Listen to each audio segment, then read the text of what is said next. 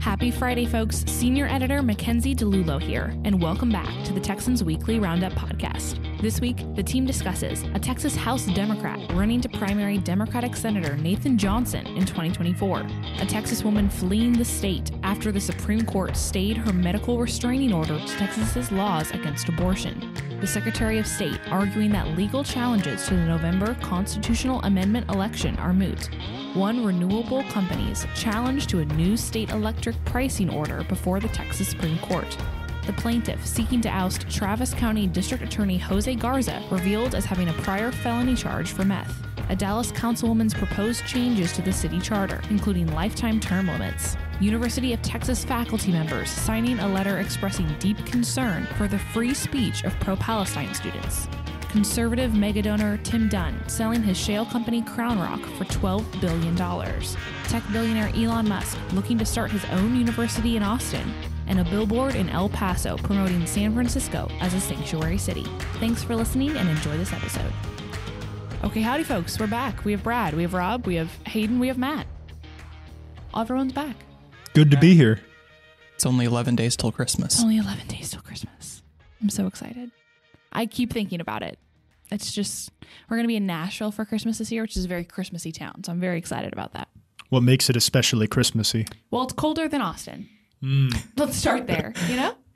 You can actually wear Christmas attire instead of, I don't know, jeans and a t-shirt or whatever or shorts and a t-shirt. Yeah. There have been Christmases in Texas where it is warm enough to wear shorts and a t-shirt on Christmas Day. Which is wild. Absolutely wild. Hey, it is 56 degrees. That's practically below freezing. It is. Like everybody in Texas Get out should the be snowplows. safe. Yeah. What's a snowplow? It's so true. And Rob, you're covering for Cameron today. I am indeed covering for Cameron. Deathly ill. So bless. And Matt is not feeling well either, but Matt is joining us from the remote recesses of West Texas. So I feel bad for Cameron because he already got sick. I know. And then relapsed, basically. Relapsed. I don't even know, but it feels like I feel guilty because I have not been sick this year at all. Yeah. So, well, knock on wood and let's keep it going. Hayden, we're going to go ahead and start with you for our news today. Hayden, who is the Democrat challenging Senator Nathan Johnson? We've got a lot of interesting political developments in North Texas. There has been a lot of turnover, but the Democrats will have a heated primary in a Dallas County Senate district. State Representative Victoria Niave Criado represents a bright blue House district in Dallas County. However, she announced she would challenge State Senator Nathan Johnson, who was reelected just 2 years ago, then drew the short straw, if you will, for redistricting. After the redistricting process, the Senate always decides by lottery who will serve a 2-year term and who will serve a 4-year term. Nathan Johnson drew the 2-year term, so he is up for re-election again in 2024. Victoria Niave Criado will be his Democratic challenger. Johnson originally won his Senate District 16 by unseating State Senator Don Huffines in the 2018 election.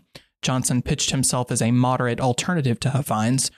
Huffines would go on to mount an unsuccessful bid for governor in the 2022 election. Niave Criado's current district includes Garland, Dallas, and Mesquite, but the Senate district that she and Johnson are running for includes parts of Irving, Balch Springs, Dallas, Mesquite, and Richardson. It's more of a U-shaped district that extends from the eastern side of Dallas County up in the northern side and then the western side of Dallas County, but it leaves out places like Garland and the central part of Dallas, Highland Park, University Park. But it is a solidly Democratic district. It tilts heavily toward the Democrats. It's no longer a toss-up like it was a few years ago. So this will be an interesting race between Victoria Niave Criado and Nathan Johnson. Absolutely. So what is the political contrast that she's setting up between herself and Johnson? Niave Criado is billing herself as a more staunch progressive. Johnson voted for a bill to set mandatory minimum sentences for human smuggling, which was a priority of Governor Greg Abbott. In fact, in the Senate, 29 other senators voted for that bill. Only 2 Democrats voted against it, Senator Roland Gutierrez and Senator Sarah Eckhart. Niave Criado suggested that Johnson is lukewarm on progressive issues and that she will be a stronger advocate for progressive causes in the Senate. I will note that there was stronger opposition in the House for that human smuggling bill. There was more substantial opposition to the concept of setting a mandatory minimum sentence for human smuggling charges. The House passed the bill by a vote of 92 ayes to 54 nays. Niave Criado opposed that bill for reasons similar to other objections to it, that it would overcriminalize the issue and it could lead to unintended consequences of people being arrested for conduct that would otherwise be harmless just because it involved someone who does not have documentation to be in the country. Yeah. So has Niave Criado been at the center of any controversies in the past? She has, going along with her identity as a staunch progressive. She was the chairwoman of the County Affairs Committee this session, appointed by Speaker Dade Phelan. Niave Criado once tried to prohibit the use of the term illegal immigrant during the proceedings of her committee. There was a fracas between her and State Representative Tony Tinderholt. He was asking a state demographer about whether her numbers included the population of illegal immigrants in the state of Texas. Niave Criado bristled at that term, said that it was too political and that it should not be used during proceedings. That prompted Tinderholt to say that he had the freedom to use whatever term he chose, and she, quote, called order, end quote, in the meeting.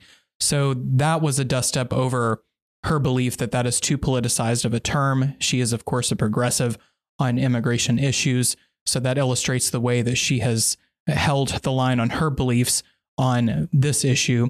However, Niave Criado has also had personal legal troubles as well. In 2017, she drunkenly crashed her car into a tree in the Lakewood neighborhood of Dallas.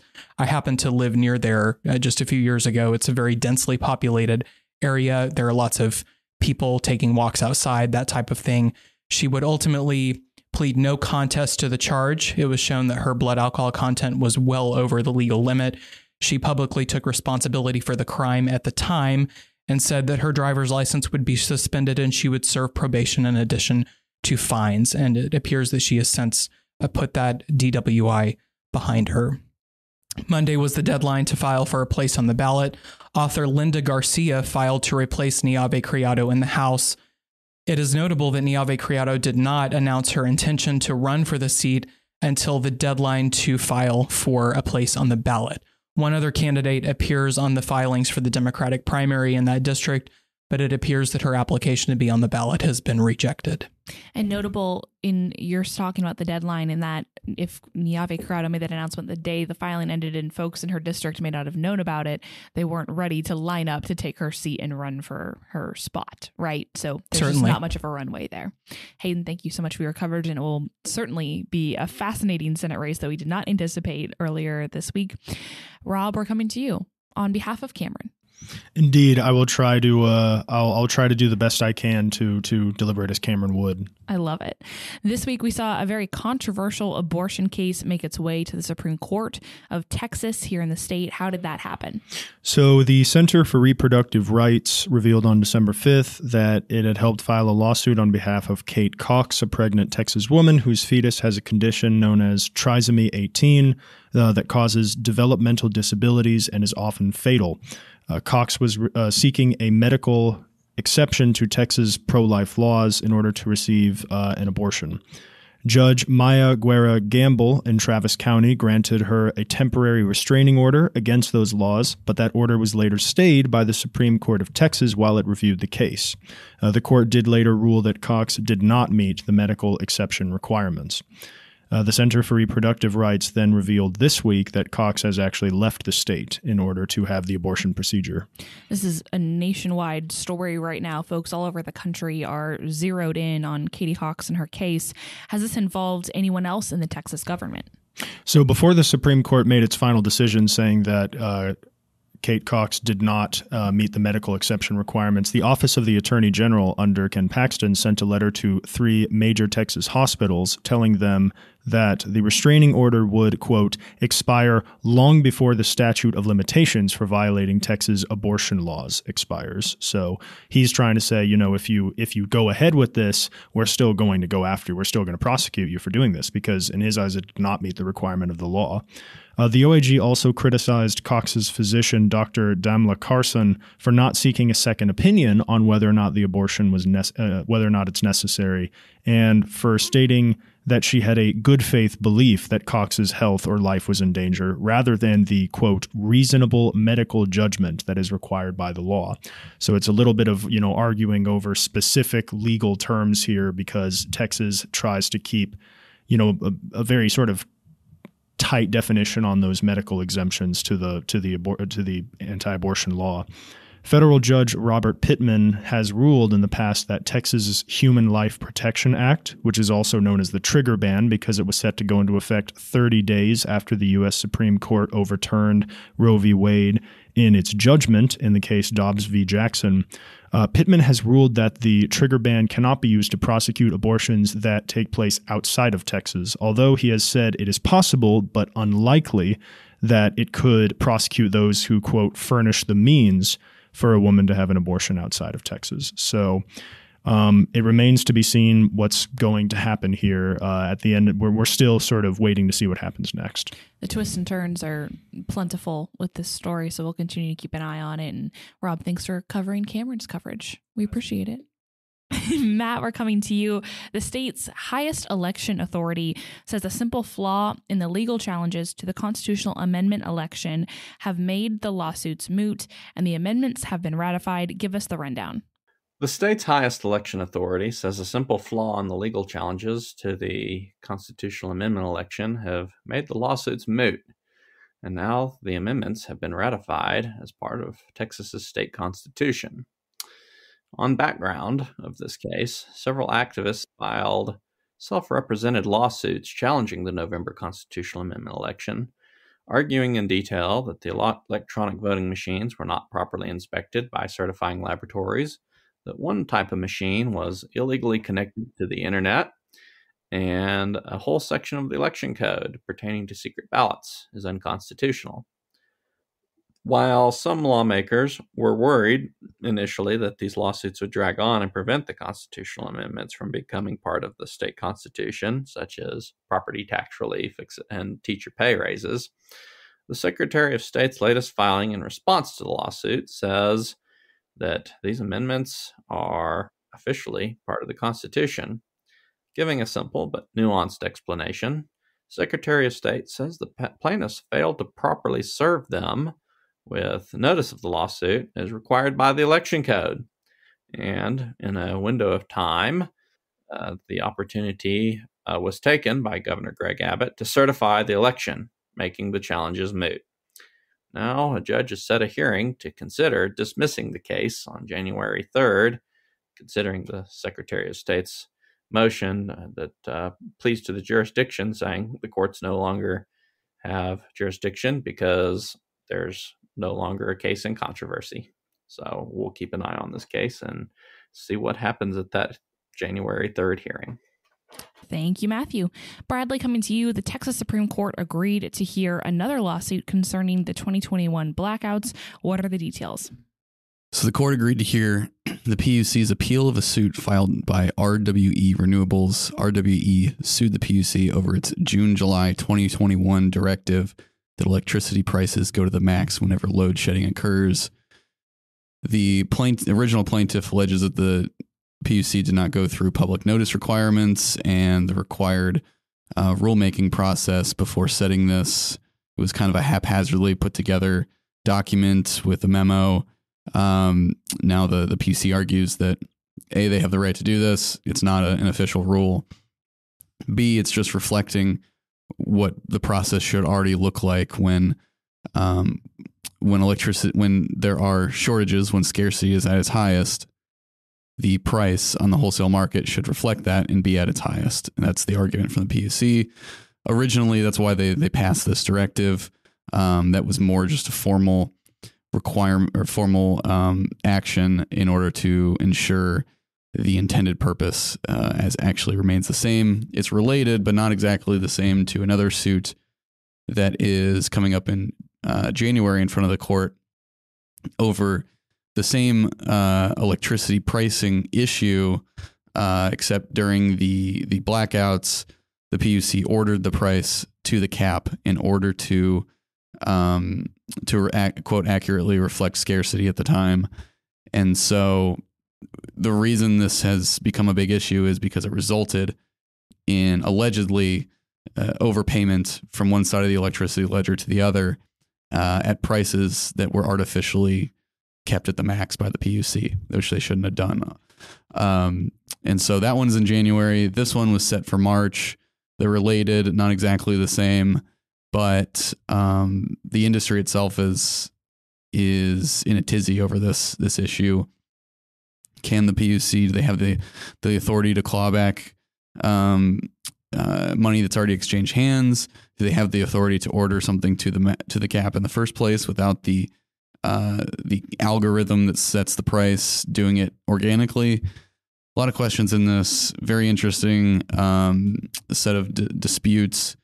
But finally, after kind of kicking the can down the road a bit, the court is going to take this up. Absolutely. Bradley, thank you for your coverage. Matt, an attempt by an Austin resident to oust Travis County DA Jose Garza from office may fail after the DA says he lied about not being currently charged with a crime, which disqualifies him from filing a removal petition. Give us the rundown. That's right, Mackenzie. We reported on this suit whenever it was initially filed by Austin resident Jason Salazar. Now, our research showed Salazar has been a previous candidate in the past in the Republican primaries for offices such as Travis County Sheriff and Travis County Judge. He filed the lawsuit in State District Court of Travis County, representing himself pro se, arguing that the Travis County District Attorney Jose Garza committed several acts that triggered a new state law that allows people to seek the ouster of, air quote, rogue prosecutors.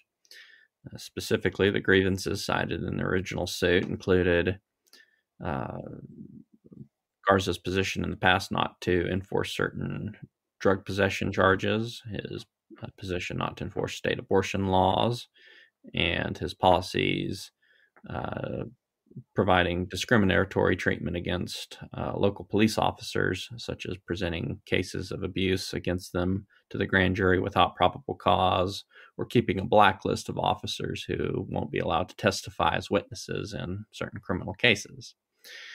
Now, Garza filed a response to this suit, and rather than responding to each of these individual allegations, he responded to a very simple procedural defect in the suit, and that was, under the law, to qualify to file one of these removal petitions, a citizen may not be charged with a criminal offense within the jurisdiction of the so-called rogue prosecutor. In Salazar's original petition, he swore that he wasn't presently charged with a crime. However, Garza presented a considerable amount of evidence showing where within the month prior to filing the petition, Garza had attempted to enter the Travis County courthouse, and a backpack was searched by security that revealed a pill bottle containing 3.9 grams of methamphetamine, and he was charged on felony drug possession charges that are still pending. According to Garza, this moots the entire case, citing that state law that says you can't be under current criminal penalties, and it also raises questions with regard to whether or not, if Salazar lied, whether or not he'll actually face perjury charges for that claims in that initial petition. So the case will go before State District Court, where it's if these counter claims by the Garza are proved to be true, it'll likely be dismissed. There you go. Matt, thank you so much for covering that for us. Hayden, we're coming back to you with some more local news here. Let's talk about Dallas. What were some of the policy suggestions recently made by a Dallas City Councilwoman?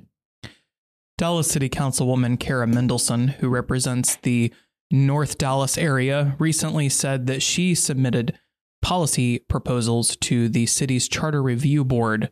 Mendelson suggested a series of changes to government in Dallas, including term limits that would be for a lifetime. Currently, members of the Dallas City Council are allowed to serve non-consecutive terms. She proposed, however, that there be a final term limit instituted to ensure that people who are interested in serving on the council have the ability to do so, and they aren't blocked by incumbents who keep running for re-election. She also stated that there should be more transparency in the city's budgetary process, including a direction to the city manager to use the actuarially determined contribution when crafting appropriations for the city's pension payments. Mendelson noted that this is, in her opinion, quote, responsible governance and fiscal management, end quote. She stated that Dallas has $4.2 billion in unfunded pension liabilities. She also said that bond committees should be set up as task forces as opposed to commissions, so that there would be more transparency and openness in the process. Mendelson said, quote, the 2024 bond committee was set up as a task force, not a commission, and staff argued that it was not subject to the Texas Open Meetings Act when discussions, decisions, and recommendations are being made about $1 billion plus in debt, end quote. It seems that her intention is to say, if these committees are going to be considering fiscal policy that impacts the whole city, then they should be subjected to the same types of sunshine laws and other procedures that virtually all government bodies are to follow. Finally, she suggested that the mayor pro tem and the deputy mayor pro tem should be appointed by the mayor effective after the next mayoral election. What is the political backdrop of many of these proposals? Well, Mendelson is certainly a more conservative member of the Dallas City Council on fiscal issues. She has advocated for more budgetary transparency and more budgetary restraint and lower taxes. The city council recently haggled over the possibility of a lower tax rate. They opted not to adopt a lower tax rate and instead finalized a rate of 73.57 cents for every $100 of valuation. Johnson and Mendelson, Mayor Eric Johnson and Mendelson joined council members Paul Ridley, Kathy Stewart, and Gay Donald Willis to vote against the proposed budget with that tax rate. The opposition argued that the tax rate would lead to a decrease in home values and that less revenue for the city means poorer city services, and that would create a vicious cycle of home values decreasing and contributing to even more budgetary decline and poorer quality city services. So that was the opposition to the lower tax rate. However, Mayor Eric Johnson has contended in the past that government salaries should be cut and that is the approach the city council should take to cut funding. But of course, Mayor Eric Johnson recently switched parties and he will be a Republican until his term expires in 2027. So let's talk about that political dynamic for a second. Did the mayor get along with other Democrats before he switched parties?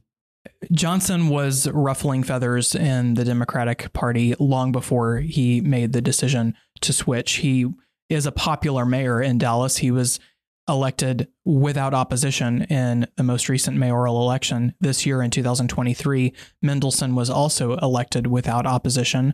Eric Johnson was a staunch opponent of the defund the police movement and, as I mentioned, suggested cutting down on government salaries instead. When Johnson left the Democratic Party, he suggested that Democrats are engaging in way too much virtue signaling and that the Democrats are always proffering government programs as the solution to societal problems, and he disagrees with that approach. He also supports more law enforcement, strengthened law enforcement, and believes that the city needs to take a tough on crime approach, and he has pointed to Dallas decreasing crime rate over the years as evidence that that approach works when it is applied. When Johnson left the Democrats, the state party said good riddance, more or less.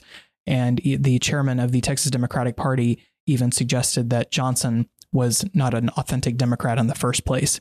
Dallas voters have lots of time to think about whether they want to continue down the conservative fiscal path that Johnson has laid before the city, or if Dallas should go in a more progressive direction. But the next mayoral election will not happen until 2027. Yeah, and the mayor position, obviously nonpartisan here in Texas, but when a sitting mayor takes that kind of political position and says my party affiliation is this party and it's no longer the party that I was a part of when I was a state representative, it's very notable. So not like when voters go to the ballot, they'll be seeing, a letter next to any candidate's name for that race, but it's a fascinating one regardless. There can't be any question where he stands at this point. Yeah. People know.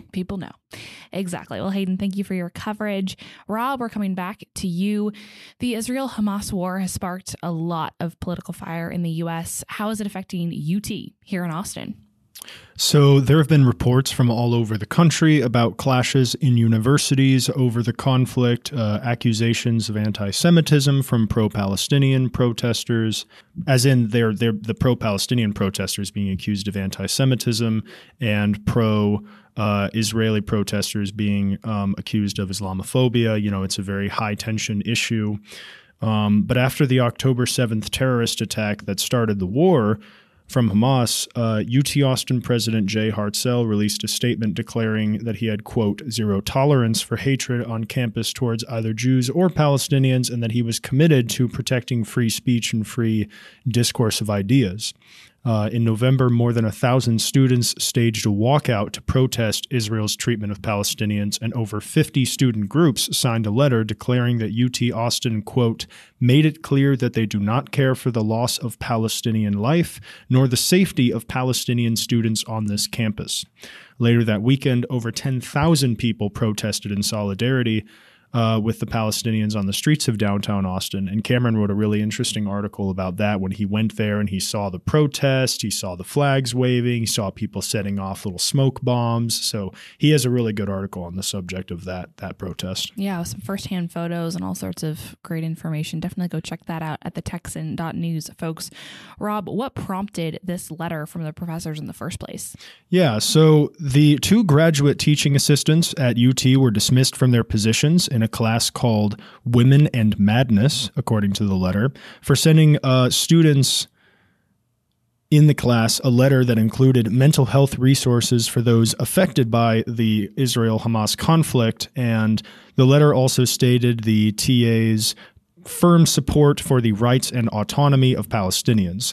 According to the letter that dismissed the 2 TAs, the information was unrelated to the course, and they unprofessionally misused official university classroom communication platform in sending the message to students in the class. Over 100 faculty members at UT have signed an open letter to the university administration stating that they are deeply concerned about the repression of free speech for those expressing pro-Palestine positions, and they have called it part of a broader movement across the U.S. to silence all criticism of Israel and to silence all support for Palestine. So it's definitely a very hot-button issue. Tensions are very high, but it's complicated. Yeah, to say the very least. Complicated. Absolutely. And certainly worth going and checking out that story in full, reading the letter. All of it's very fascinating and I think worth getting a firsthand account of. So make sure to go to Texan.news, folks. Bradley, coming to you, there's a big shakeup in the oil and gas industry this week, and it has major political ramifications for our state. What happened? The most well-known political donor in Texas GOP politics, Midland's Tim Dunn, just became substantially wealthier as his shale company, Crown Rock LP, was purchased by Houston's Occidental for a deal worth roughly $12 billion. Total is broken down to 3 tranches, $9.1 billion in new debt financed through loans with Bank of America, $1.7 billion in new issued stock, and $1.2 billion in assumed Crown Rock debt. The deal will go through by the end of 2024's first quarter. Vicky Holub, the Occidental CEO, said, "We found Crown Rock to be a strategic fit, giving us the opportunity to build scale in the Midland Basin and positioning us to drive value creation for our shareholders with immediate free flow cash accretion. The purchase will increase Occidental's output by like 170,000 barrels per day. Quite a big shakeup in the oil and gas industry, and the industry is watching. We'll see if there are any other big purchases. Yeah, absolutely. I mean, this is a story that kind of taps into so many of your different beats here. So let's talk about what this means for Texas politics. We hear the name Tim Dunn so often. Run us through his involvement in the political sphere and what this move and potentially this more, even more liquid cash could mean for the political scene. Well, it's unclear how much he's going to decide to put towards, his political giving. He's already been quite prolific in that.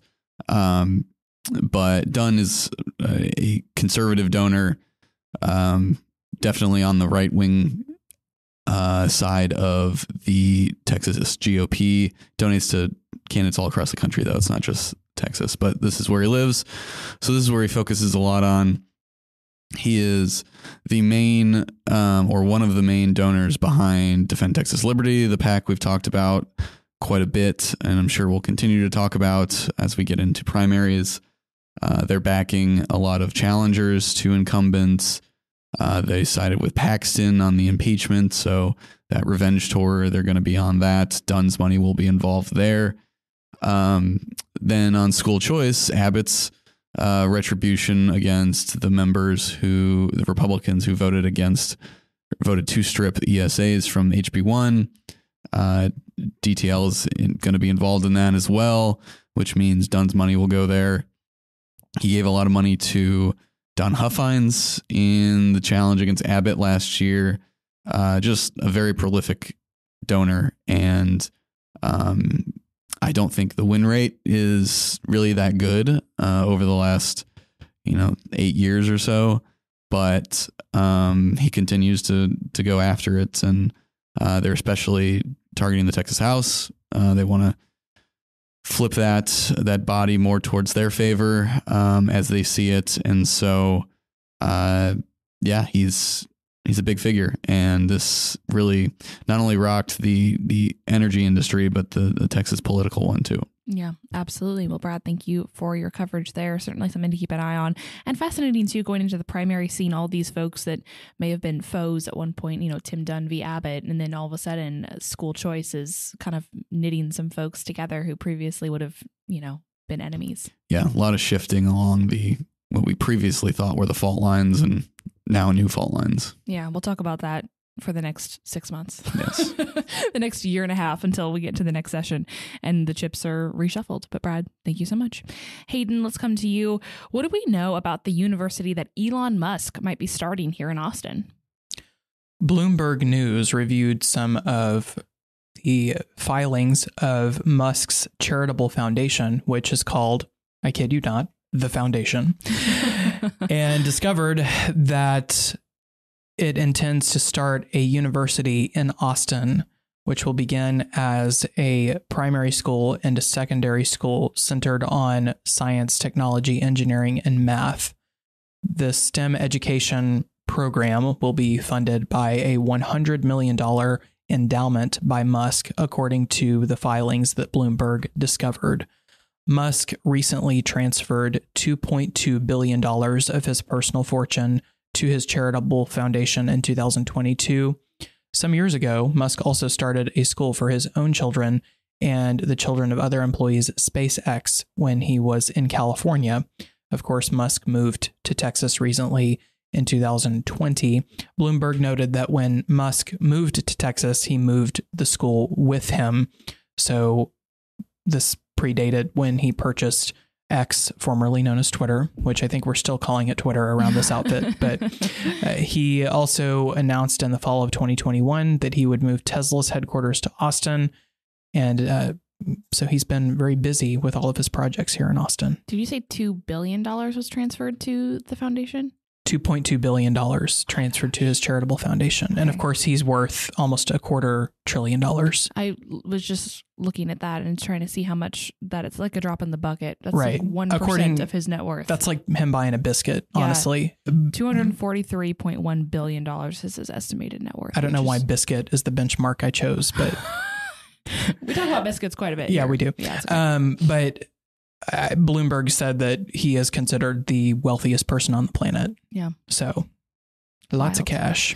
Are there other projects in the works for higher education in Austin? The University of Austin is slated to start its first class of students in the fall of 2024. This is, of course, a university that was started by people in higher education. Journalist Barry Weiss is also involved in this. It is concerned about what is viewed as a lack of intellectual diversity on college campuses and the lack of ability to engage in honest discussions. I think there's a little bit of concern about cancel culture with this university, but this project is set to go live in late 2024 when its first students will start classes on campus. Yeah, this is just an aside, but the city of Austin, I think, is so fascinating in that it is one of the more progressive cities in the country.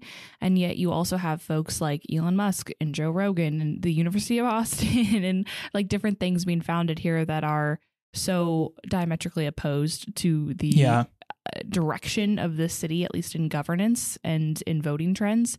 But it has become kind of a haven for these folks who are actively opposing those things. And by the way, very fascinating. Just to be totally clear, this is separate from the university that Musk is reportedly starting. I think the University of Austin. Right. The University of Austin is separate. Totally separate. I jumped right into talking about that, but to highlight that there is already a similar project underway, but that is separate from what Musk is doing. I realize that might be confusing the way I kind of sandwich those two together, but that is absolutely correct. And it also is fascinating to me that there's not already an institution called the University of Austin. Yeah, you would think that in such an old city with is known for being a place where college students go. I mean, I guess, UT Austin is pretty much has the corner market, but it was fascinating when I first heard about it that an institution called the University of Austin does not already exist in some form or fashion.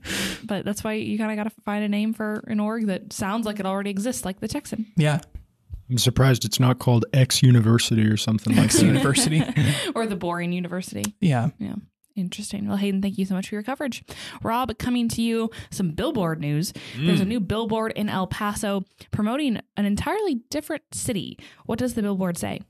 Indeed, billboards, they're everywhere in Texas, and it's no different in El Paso. The new billboard reads Sanctuary City in big yellow letters over an image of the Golden Gate Bridge with smaller words on the bottom that read San Francisco welcomes immigrants. The billboard was paid for by sanctuarycities.com, which spoke with the Texan and told us that they are, quote, working on behalf of a group of concerned Americans who want to get the word out about sanctuary cities. Cameron also found the interesting fact in this piece that San Francisco first passed its City of Refuge resolution or ordinance. Resolution in 1985 for asylum seekers from El Salvador and Guatemala, which was then later extended to all in 1989. There you go. So what is the Texas government's take on sanctuary cities? So this is actually something that is a little bit divisive in some Texas conservative and Republican circles because Governor Greg Abbott has created a busing program to transport illegal aliens and non-citizens in Texas to cities that describe themselves as sanctuary cities. So he has sent then to New York City and Chicago, and I think some in California as well, announcing in October that over, 58,000 non-citizens have been removed to cities outside Texas. But it's controversial to some because some people say that it is allowing people who cross the border illegally between ports of entry to stay in the country by going to a sanctuary city rather than simply being removed to a port of entry. And Hayden, correct me if I'm wrong on this, but I believe that it was just this past, it might have been the third or it might have been the second special session where they passed the bill allowing Texas to formally remove non-citizens to ports of entry. Is that right?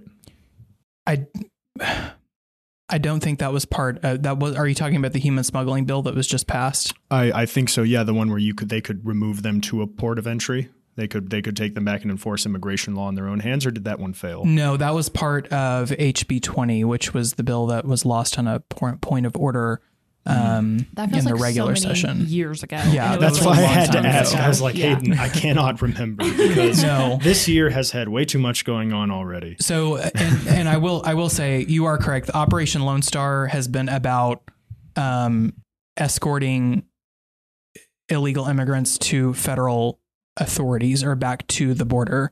But where Texas authorities were trying to be a little bit more bold was pass a law that they could take them, basically expel them across the border. So right now, Operation Lone Star and the current efforts are very cooperative with federal authorities, but the proposal that was lost earlier this year would have been a lot more confrontational. Yeah, absolutely. Gotcha. Well, I appreciate Hayden. I'm sorry for putting you on the spot there, but I didn't remember. But there's also was another billboard controversy earlier this year in protest of the state's policies. Funny enough, the Republicans' Instagram account, which posts AI-generated images of state and federal Republican officials as drag queens, raised $15,000, I believe crowdfunded $15,000 to put up a billboard that read, "Mind your wigs, not our gigs, Greg," in reference to Governor Greg Abbott, in protest of Senate Bill 12, which banned sexually oriented performances, including drag shows that had children or minors in attendance. So Texas is certainly no stranger to, what Cameron, I think, called it a billboard battleground city, which I like that, or not city, state. He also, in his piece, which you should definitely go check out and read, includes other examples of other states that have put up billboards trying to attract Texans who might be dissatisfied with the state's conservative Republican leadership to more self-described progressive states like, I believe, California and Massachusetts. Yeah. Absolutely. Rob, thank you so much for your coverage. Gentlemen, we also want to really quick talk about the War Room and the filing deadline that passed this week. The stage is set for primaries coming up in March, and we have an awesome, if I do say so myself, resource at the Texan called the War Room. You can find it under the elections tab on our homepage. And essentially what this gives you is just a firsthand look at the hottest races in the state. We have fundraising numbers. We have, even for the presidential, we got all the polling numbers. We have the Texan Partisan Index ratings for each of the districts that are found on this page, and all sorts of different resources and articles for folks to access as we head into this election cycle with a lot of really crazy primaries to be considered. So look at the congressional races, state Senate, State Board of Education, Texas House, all across the board. We have races up and information available to you all in one place. We even got maps so you can kind of check out where each district is located in the state, find out where you land, who your representatives are. So make sure to go check that. And one of my favorite features, which is down at the very bottom, is an open seat tracker, which keeps all of the information about who is retiring or who is running for other office and which seats are open, so we can keep an eye on these particularly spicy races that don't have an incumbent at the helm of the campaign. So make sure to go check that out at thetexan.news. But gentlemen, I want to real fast, since filing deadline was Monday and now all the races are set, candidates have filed and nobody else is eligible to enter any of the races. I want to know what you thought were the most surprising filings. I think, Hayden talking about Victoria Niave-Corrado jumping into Nathan Johnson's Senate race was very surprising. That turned into a very spicy Democratic primary that we weren't, privy to a week before. Were there any other surprising filings that caught your eye as the filing deadline came and went? Well, Niave-Corrado is especially interesting because she is putting Johnson, who won, running to the left of Huffines, in the position of having to run to the right of Niave-Corrado, because he's not going to be able to run to the left of her. Yeah. She is just too progressive for him to be able to say, well, I'm more progressive than you. He's because then that's not his personal style either. His style is, well, let's come to the table and hash out our differences and see if we can find common ground. I mean, he is liberal, but he's willing to sit down with Republicans and work with the other side of the aisle, whereas Niave-Corrado is more confrontational in her style. She will go to the back microphone and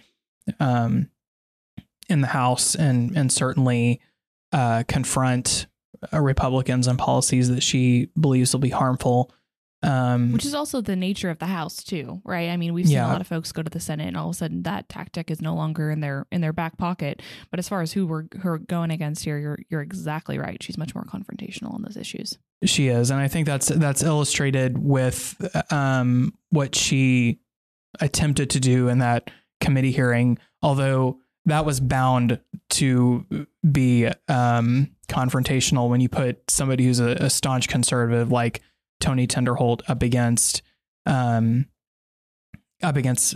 somebody like Victoria Nyave-Criado, who has a clear progressive record. But another race that interested me is a possible rematch in one of Dallas County's only Republican House district between Morgan Meyer and Barry Warnick. Barry Warnick was a candidate for city council, and he is now running against Meyer. And when I say rematch, there was a Meyer barely defeated Elizabeth Ginsburg, who was the Democratic nominee in either 2020 or 2022. I can't remember which year, but that could also be a rematch. And that district has since been redrawn to be a little bit safer for Republicans. But Barry Warnick will be challenging Meyer, who was a supporter of the impeachment of Ken Paxton and sought to remove Paxton in the Senate contest. But that is one race that did catch my eye. There will also be a contested election in Janie Lopez's district. She is in a district that's perilous for Republicans, and she will be facing the Democrats will have a few opponents in their primary, and then she will face a Democrat in a district that is not at all to be taken for granted by Republicans. So that is a fascinating race for me as well. Absolutely. Matt, what about you? After the filing deadline passed, are there any big surprises or notable things that you'll be watching going into primary season? One of the things that I just think is interesting is I've been covering some of these top appellate court races. One of the things that we're seeing heating up is the Court of Criminal Appeals races, but specifically two of the judges on there, the incumbents, they're about age 70, and under the Texas Constitution, there's a mandatory retirement age for judges at 75. Now, the way it's worded, there's an exception where if they turn 75 in the last 2 years of their term, they can go ahead and finish out that term. But I think it'll just be interesting. Both of them have challengers. So it'll be interesting to see whether or not their age and their inability to run again after this term will play any part in voters' minds going into the primary. We saw a constitutional amendment that was proposed this past November to raise the age limit for judges from 75 to 79 and plus allow them to run again. It very much relaxed the retirement standards, and almost all the time you see constitutional amendments just overwhelmingly be accepted by Texas voters.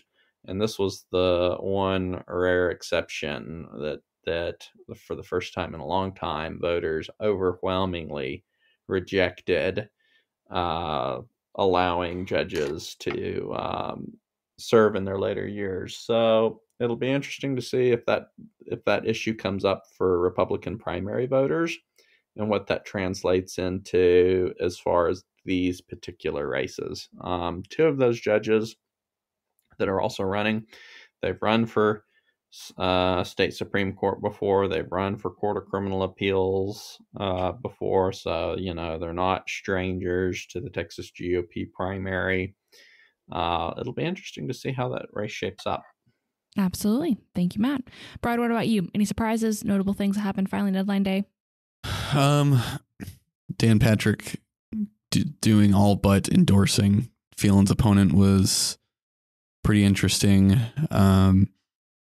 I think one thing that really caught me off guard that I wasn't expecting, it makes sense given the reasoning, but Governor Abbott endorsing Mike Alcott in HD 60 against Glenn Rogers, whom Abbott supported last year in his run against Alcott. There were very clear reasons why Abbott supported Rogers that year. Even though Rogers has always been an opponent of school choice. This time around, Abbott has turned the tables and is now endorsing Olcott, giving him quite a bit of momentum and potentially some money, depending on how much Abbott wants to put out there. But almost every Republican House member that you'd expect got a primary challenge, so that's not really surprising. Yep. But the other interesting thing is how many races Abbott and Paxton are on opposite sides of, at least so far in their endorsements. Close to 20, it looks like at this moment, but that's an interesting dynamic to watch as well. Absolutely. Agreed on all fronts. Real fast, I want to highlight a couple of pieces from our team not on the pod today. Kim Roberts wrote a story, Dallas to Houston High-Speed Rail receiving a $500,000 federal grant with more money to come. Definitely worth checking out at the Texan.news. High-Speed Rail is Kim's bread and butter. She watches that issue like nobody else in the state, so definitely check out her reporting. Holly Hansen from Harris County wrote, Harris County Democratic precinct chairs admonish District Attorney Kim Ogg, more inter-party difficulty and conflict in Harris County among the Democrats. A fascinating story with lots of local leaders at odds. Definitely go check that one out as well. And we mentioned this last week, but the woolly mammoth story is officially up from Seth Moorhead. He spoke with the CEO of the company at the forefront of this development, and definitely fascinating and very technical stuff to check out there at the Texan.news.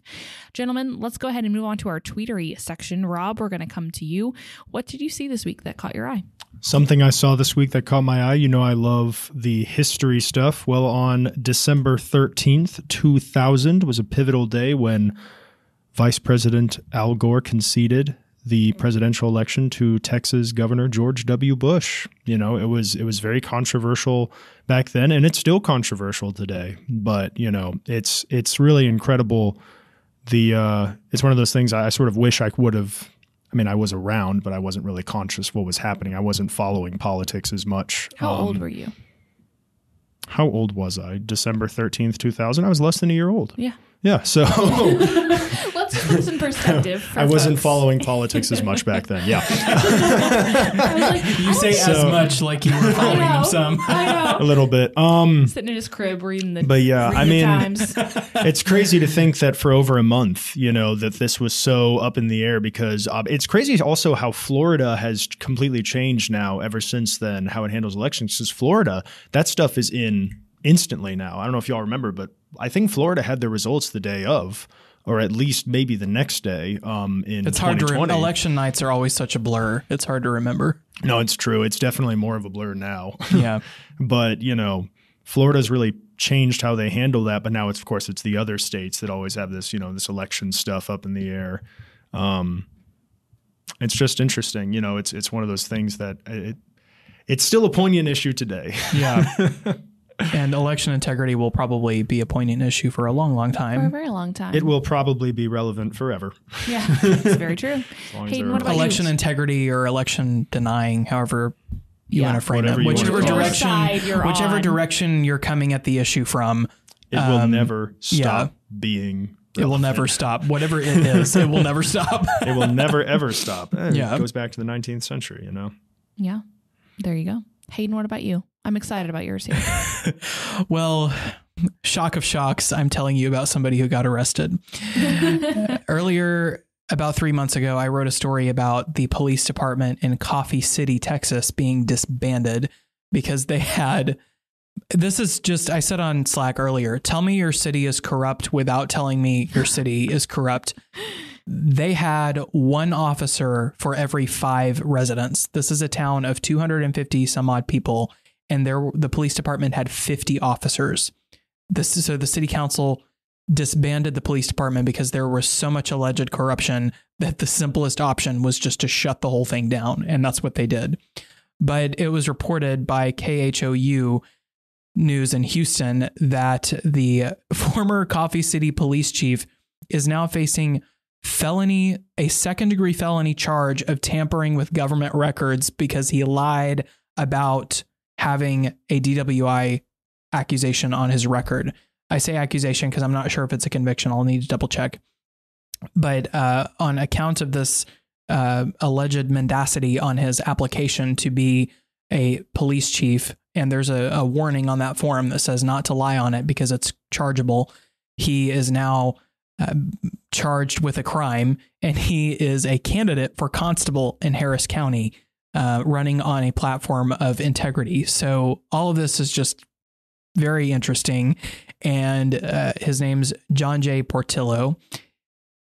And I'm looking at his mugshot from the Henderson County Jail, and it just encapsulates all the drama that has gone on in Coffee City, Texas, which is now under the care of the sheriff's department there because the police department was in such disarray that the city council decided enough. And Coffee City sounds like such a benign, charming, and quaint town. Like the name sounds like something of like a Gilmore Girls episode. You know? I used to live a few miles from there, so I just don't know. These small town things are just so amusing. How on earth do you have so much going on in a town where almost nobody lives? That just, it's Maybe just, that's the answer. Right. It's just a lakeside town, and yet they had this full blown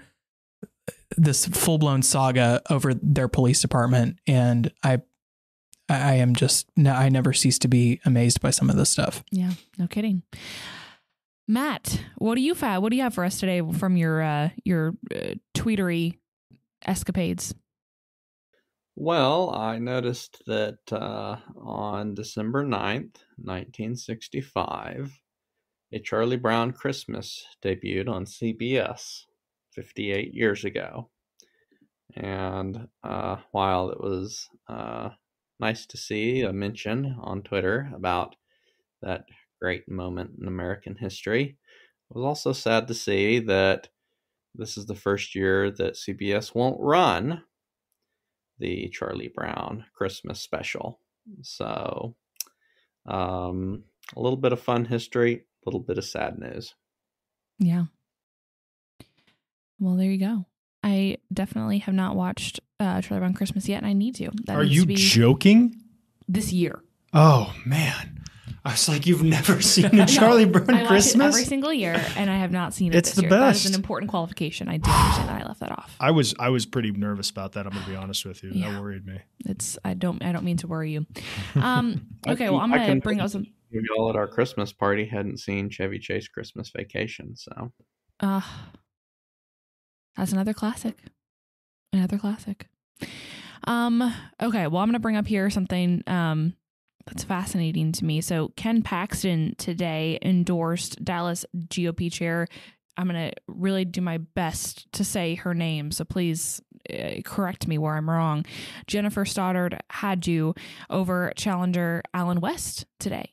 So that's pretty wild. And specifically wild considering West has been on his email blast lately going to bat for some House challengers who have been very supportive of the Attorney General. So fascinating stuff there, and definitely something that I'm going to keep an eye on. The political dynamics there are a little bit unclear to me right now. So fascinating stuff.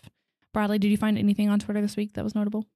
Yeah, there's a pretty big issue in the ST30 race right now that is normally rather mundane, but one of the candidates, arguably the front runner because of the endorsements he's gotten, Brett Hagenbusch, his residency in the district is being contested by all three of his challengers. Cody Clark, Carrie DeMore, and Jace Yarborough. They all filed petitions alleging that he doesn't actually live in the district, and the allegation is that he moved his voter registration residency address to a commercial property in the district, and he lives outside of it. They also allege in that he didn't do that in time, and so he didn't live in the district a year from the election, and therefore his candidacy for the seat is ineligible. I don't know how this is going to shake out in court. Hagenbusch, his team says this is ridiculous. He lives in the district, and that's that. Discovery on this is going to be pretty interesting if it gets there. because I saw Dallas radio host Mark Davis say pretty succinctly, this should be solved in a day. And then that's that. And it should be. Show records that you were living in the district. Seems pretty simple. Right.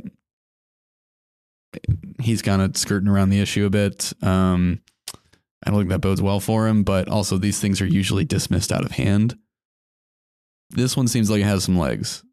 I don't know if it's going to go anywhere. I guess we'll see. Because there's really not room for interpretation, or like it's not subjective. Either you lived in the district or you didn't. Yeah. Right. Give us an address or don't. Right. Yeah. Historically, residency election challenges are difficult because a lot of the time it comes down to what the mental state of the person actually was, and it's difficult to prove their mental state. But then whenever you have, their mental state, paperwork and filings, etc., showing that he failed to move within the specific deadline, like voter registration and all that sort of stuff. It'll be interesting to see how this one plays out. This is one of the rare ones that I think will be an interesting court process. Yeah, Matt, explain mental state. What do you mean by that? Do you mean like in terms of his what home he viewed as his homestead as? Because people have multiple homes. The existing court precedent in the state of Texas to define residency, and let me see here because it's been a while since I've read it, but to quote it as closely as possible, that it doesn't matter how long you have been at a particular place. The only thing that constitutes your residency is that if you were physically there, and while you were physically there at that moment, you manifested the mental state to make that place your domicile. So it doesn't matter if he only spent a minute at that spot and spends the rest of his time at a house outside of the district, all of that sort of stuff, because he was there and he made the mental intent to make that his domicile. That's what Texas courts have considered residency. So maybe it's not as black and white as I portrayed it. Yeah. Yeah, and that's why it's because of that precedent, it makes these things extremely difficult to challenge in the courts. You have to show enough evidence that that he wasn't at that location with the mental state within the required time frame of the law. And that's what makes this case interesting, is that they're showing that, well, he probably wasn't at that location in time to gather all those elements and make it, because he didn't file his voter registration before the deadline, or other things placed him at the house outside the district where they have a homestead residency that they still claim, et cetera, et cetera, et cetera. So you have to just have a mountain of evidence like that to overcome his claim of mental state and, I was there, regardless of however brief it was. Yeah. So, there you go. Well, that's the 10,000 foot view. Definitely something we'll continue to keep an eye on as this race progresses, and it's going to be a big one. So definitely a lot of attention on all of this. Gentlemen, we're almost to Christmas. 11 days till Christmas, like Hayden said. And it's incredibly exciting. We had our Christmas party, our office Christmas party at the Burton's home last weekend, and it was so fun. We had the best time. I think the highlight for Hayden was watching Holly get all riled up over Phil breaking rules during what game were we playing? Salad bowl. We were playing. It was Fishbowl, which it's like charades and Pictionary combined. Totally. Like I'm explaining it poorly, and catchphrase. Yeah. But I think what made that so funny was how Phil just brazenly cheated and then just kept going. Like he was supposed to act something out, and he was just talking. Yeah, and he was like whisper. He was trying to act out Alaska, and he just under his breath he was like, bigger than Texas. Yeah. So everyone said Alaska, and then he kept going, and Holly said, no, you're disqualified. Slapped the paper out of his hand. It was hilarious. That was the highlight of the game. That was so over funny. Chairs trying to get Phil to get disqualified. That was awesome. We had so much fun. We played cornhole. Phil was on my team. Phil completely carried me in cornhole. I failed horribly. I was late to the party, so I wasn't there for cornhole, but it was a poor showing. Phil and I also beat Cameron and Brad, if I recall correctly, at cornhole. Phil seems to be the common denominator here. Yeah, he's really good at cornhole. Yeah, he's very good. Yeah. And anyways, it was delightful. Well, folks, Merry Christmas. We're so close. We will be all remote next week, coming at you remote. And the following week, we'll have a great end of year wrap-up podcast that will be coming out. So keep an eye on that. Merry Christmas, and we will catch you next week. Thank you to everyone for listening. If you enjoy our show, rate and review us on Apple Podcasts, Spotify, or wherever you listen to podcasts. And if you want more of our stories, subscribe to The Texan at thetexan.news. Follow us on social media for the latest in Texas politics, and send any questions for our team to our mailbag by DMing us on Twitter or shooting an email to editor@thetexan.news. We are funded entirely by readers and listeners like you, so thank you again for your support. Tune in next week for another episode of our weekly roundup. God bless you, and God bless Texas.